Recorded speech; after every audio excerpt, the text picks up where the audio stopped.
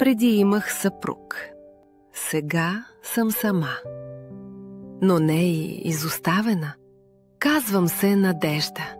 Бях щастлива жена, майка на 2 деца. Един ден телефонът звънна и светът ми се срина. Той загина внезапно.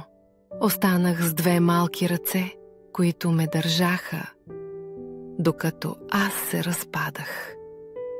Господи, помогни ми!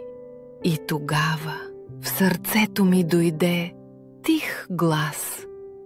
Бог казва: когато хората са тъжни, аз идвам да ги утеша, а когато са слаби, идвам да им помогна.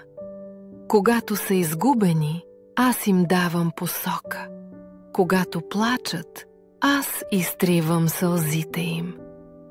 Плаках не от болка, а защото за първи път от години усетих, че не съм сама. Днес отново вярвам в живота, в утре, в надеждата. Бог не върна съпруга ми, но ми върна вярата и силата. Ако и ти търсиш светлина, тя идва. Не спирай, не се предавай.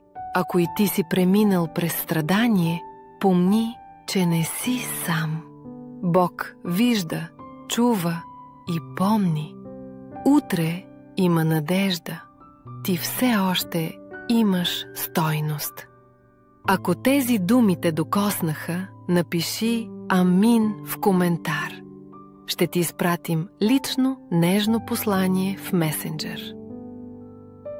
Присъедини се към нашата безплатна група за молитва. Доктор по богословие ще се моли специално за теб. Сподели тази история.